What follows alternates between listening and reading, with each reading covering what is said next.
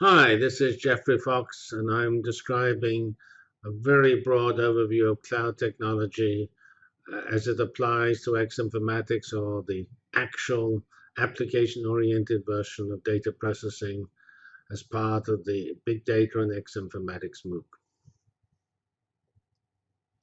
We remember our rallying point because it tells you why we're doing clouds. We're doing clouds because we run on the clouds. Our data analytics, which is our clustering, our recommender system, our physics analysis code to find histograms and so on. We process this big data from these different areas, whether it be from Amazon or Large Hadron Collider or Netflix, and we maybe from Google, crawled from the web, and those are the problems in X informatics that we're solving. And here, of course, we have our collage of informatics fields across disciplines as trolled from the web. And now we have a little discussion, a very short discussion of cyberinfrastructure, which is just what we know already in a slightly different language with a more precise focus. And we're discussing, as we'll see, more or less anything informatics, which is, of course, X informatics, because by definition, X can be substituted for more or less anything. And so that's EX or E more or less anything. So cyber infrastructure is from the National Science Foundation, and it's the infrastructure that supports distributed research and learning, which is research informatics, education informatics, or science informatics, or as it says here, e-science, e-research, or e-education. As we've always emphasized, it links data, people, and computers together, and it uses a mix of internet and grid, including clouds, grids, worries about security, and it uses supercomputers in an important fashion. It sort of has three aspects, which we'll come and discuss in the future, and we already mentioned in our introduction. Namely, it has parallel computers, which are very low latency, aimed at the large-scale simulations using a lot of cores/nodes on the same job. And it has distributed, where the latency can even reach milliseconds between sites because they're distributed. And those are sometimes inevitable because data, as I mentioned, is always distributed. And then we have clouds with properties that are somewhat in between our very best supercomputers and our distributed heterogeneous collection of things. The parallel is needed to get high performance on individual large simulations.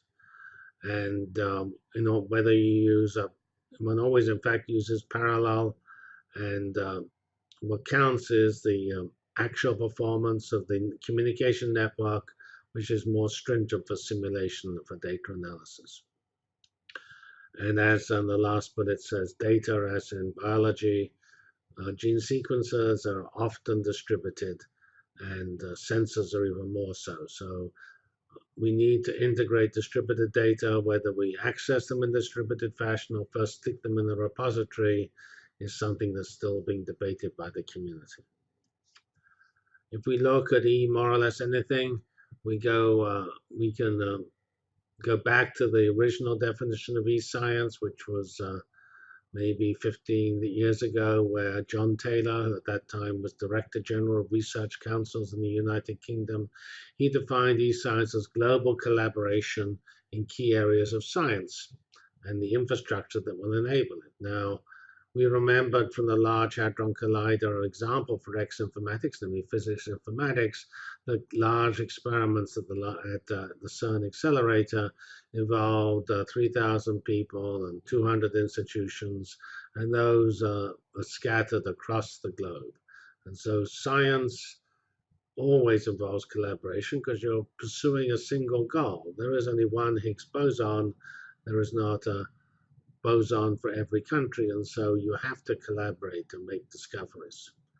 And so we can call these science informatics, as far as I can see, and that's developing tools and technologies that allow scientists to do faster, better, or different research, and they need to do it globally.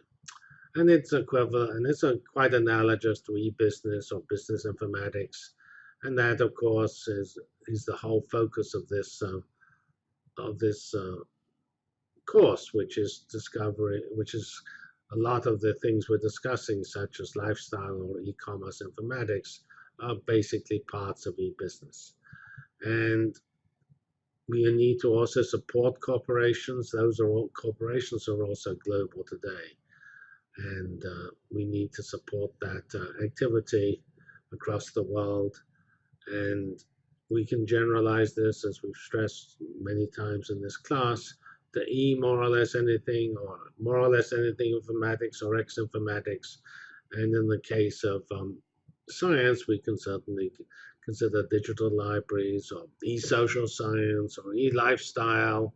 That's what we call the e-commerce discussion and the recommender systems we discussed. And of course, e-education, which is sort of MOOCs. And we have this deluge of data, which we've already documented, and the people and the computers and the data must be linked together to realize our goals, which is better science in this case.